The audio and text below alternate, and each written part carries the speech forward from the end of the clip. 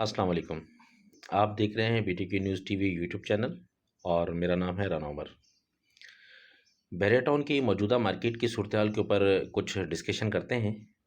जमात इस्लामी की press conference के बाद जो एक गुमान किया जा रहा था मार्केट के हवाले से कि मार्केट जो है वो उठेगी और चलना शुरू हो जाएगी, मार्केट में बेहतरी आएगी।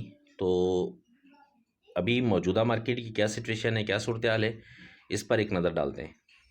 इस टाइम ओवरऑल बीटीके ओल्ड बीटीके ख़ास तौर पर पैराडाइज़ और स्पोर्ट्स वाले भी सब अगर शामिल कर लेते हैं, तो ओवरऑल जो मार्केट की जो सूरत-हाल है वो कोई इतनी अच्छी नहीं है।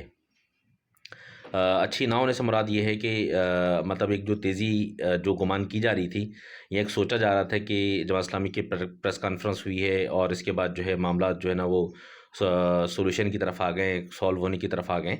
तो इसके बाद मार्केट के अंदर बेहतरी आएगी। फ़िलहाल लेकिन ऐसा अभी फ़िलहाल मार्केट में ऐसा कुछ रुझान नज़र नहीं आ रहा। इसकी मैं जो समझता हूँ वो 3 वजूहात हैं।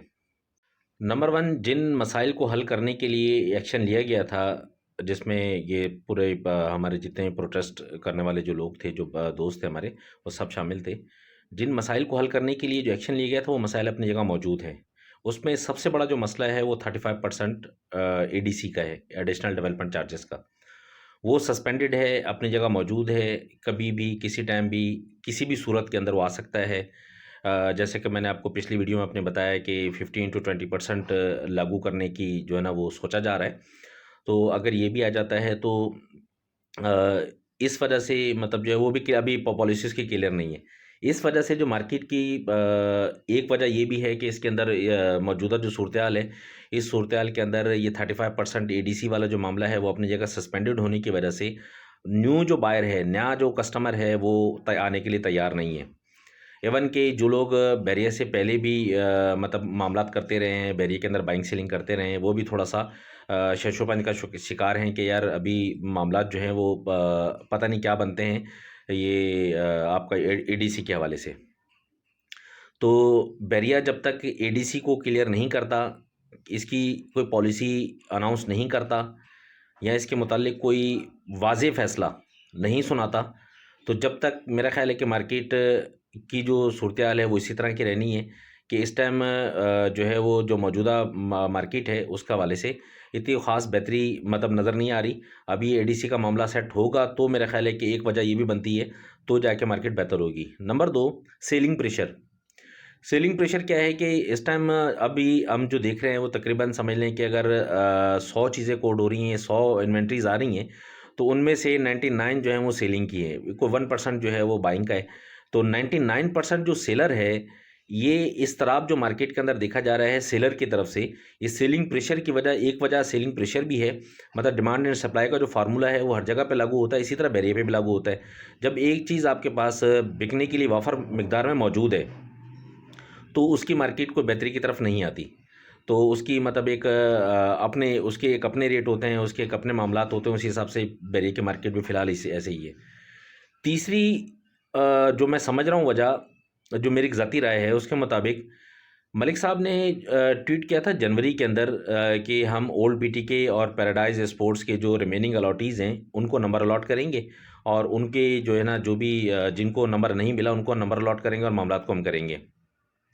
उस ट्वीट का जो पहला हिस्सा था जिसके अंदर जो है वो हमने देखा ओल्ड बीटीके के जो अलॉटीज़ थे, ओल्ड बीटीके के अलॉटीज़ के लिए जो है वो उसमें जो है जो रिमेनिंग थे उनको नंबर अलॉट किए गए।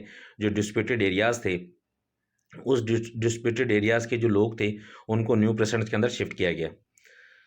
मैं जो समझता हूँ या जो मेरी इन्फॉर्मेशन है, एक मेरी ज़ाती राय भी है ये कि जो मलिक साहब की ट्वीट का जो दूसरा हिस्सा है जिसके अंदर पैराडाइज़ और स्पोर्ट्स वाले जो मामलात हैं, वो जब तक क्लियर नहीं होते, उसकी वजह एक वजह इसकी ये भी है कि उसको उस मामले को मलिक साहब ने खुद क्लियर करना है।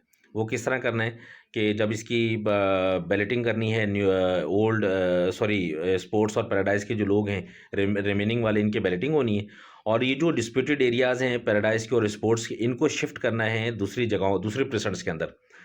मौजूदा जो प्रेसिडेंट्स, अभी न्यू प्रेसिडेंट्स के नाम पर जो जगह है, ये तकरीबन 12 प्रेसिडेंट हैं, जिसमें से 3 की लोकेशन आ चुकी है और बाकी की लोकेशन अभी आना बाकी है और ये ओवरऑल जो प्रेसिडेंट बनते हैं वो 12 प्रेसिडेंट बनते हैं। मैं आपसे जो बातें करता हूँ ये खाम-खा या हवा में बातें नहीं हैं, इनके पीछे भी कोई ना कोई रीज़न है, कोई इन्फॉर्मेशन होती है, जो सारी बात आपसे की जा रही होती हैं। तो 3% की हमें लोकेशन पता चल गई, बाकी जो रिमेनिंग परसेंट 9% और हैं, जिसके अंदर जो है वो पैराडाइज़ वाले शिफ्ट होने हैं, स्पोर्ट्स वाले शिफ्ट होने हैं और रिमेनिंग जो बचे-खुचे लोग होंगे, वो भी सारे उसी के अंदर जाएँगे। अगर न्यू कोई डील आती है, तो वो भी वहीं उसके मामलात होंगे।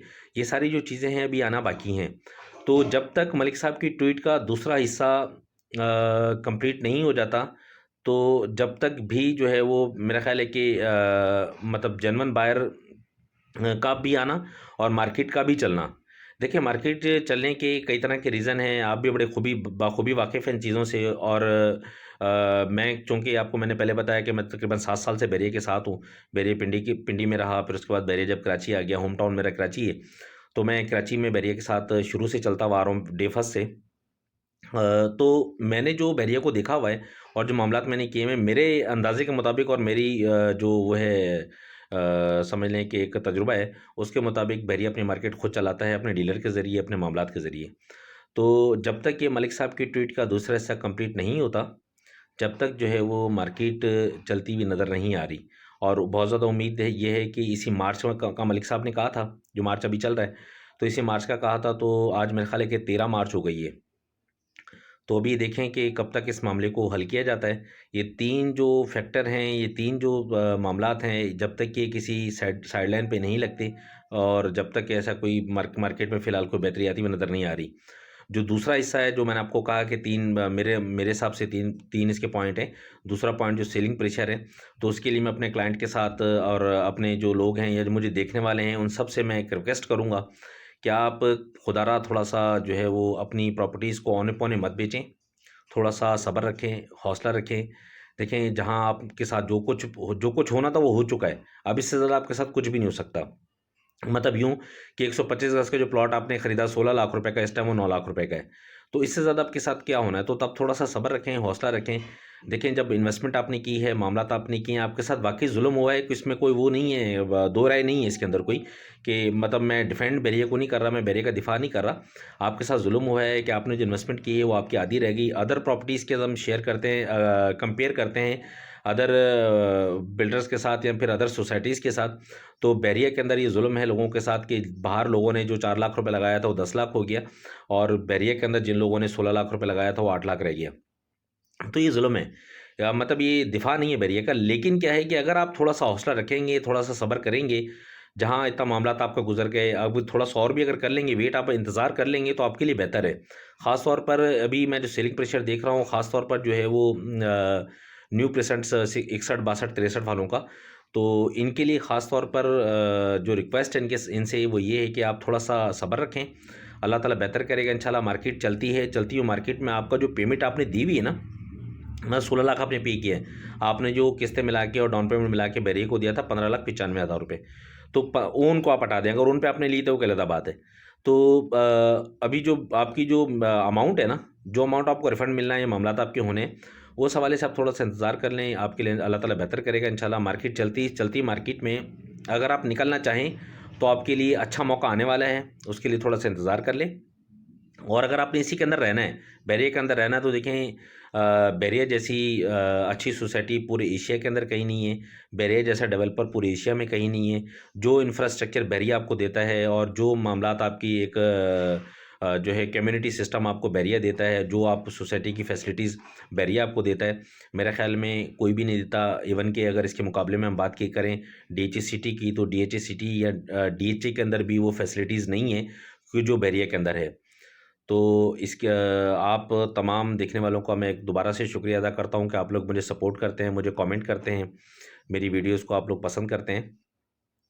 अभी जो भी लोग हैं, जो न्यू कमर्स हैं, उनसे रिक्वेस्ट ये है कि मेरे चैनल को सब्सक्राइब करें, मेरी वीडियो को शेयर करें, लाइक करें, कमेंट करें।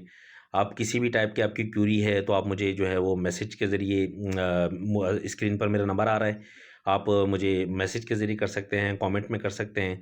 हम कोशिश मैं ये करता हूँ कि इंशाल्लाह मतलब जो मेरे से मुझसे बेहतर हो सके मैं आपके लिए करूँ। किसी भी टाइप की बाइंग सेलिंग बैरियर के अंदर है, किसी भी टाइप का आप स्विचिंग करना चाह रहे हैं, कहीं शिफ्ट होना चाह रहे हैं, कोई भी मशवरा आपने करना है, कोई ख़रीदारी आपने करनी है, किसी भी तरह का जो मामलात आपने करने हैं, स्क्रीन पर मेरा नंबर मौजूद है।